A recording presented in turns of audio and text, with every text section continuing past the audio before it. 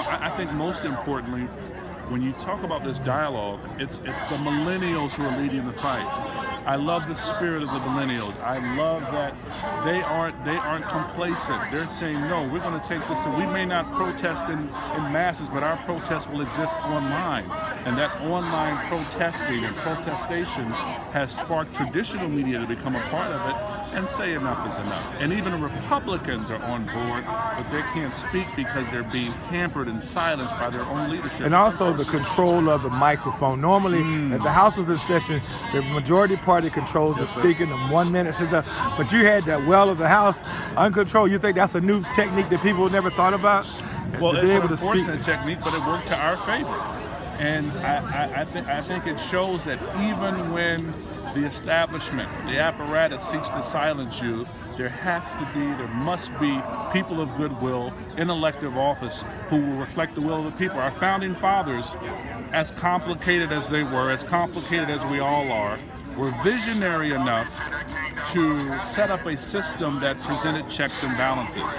And so they always wanted the House of Representatives to be representative of average, everyday people. And I think today we proved that it was, and it still is. And to be able to witness that and to be a part of that meant so much to me. You know, I represent Alabama, and we're gun country. And in fact, I used to go hunting with my grandfather way before I learned how to drive a car.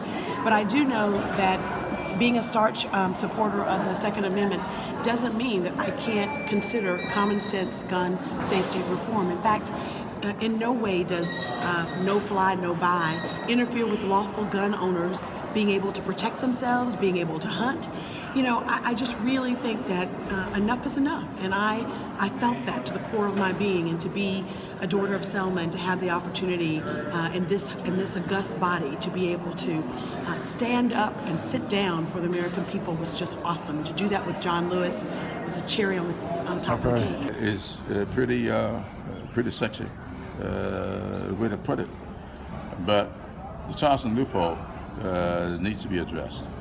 And it's easy to address. I have no idea why these people refuse to address the loophole unless they want to see people continue to be in danger. Is this a sign of things to come in terms of going back to the civil rights days, sit-ins and things, because it seemed to have been a stalemate for so long between Republicans and Democrats? Well, I think it's activism. I think that we have been quiet. John Lewis has been saying forever, we're too quiet. We need to make some noise.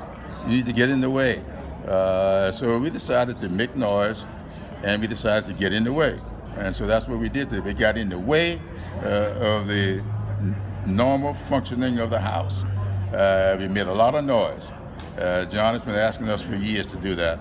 We finally got there.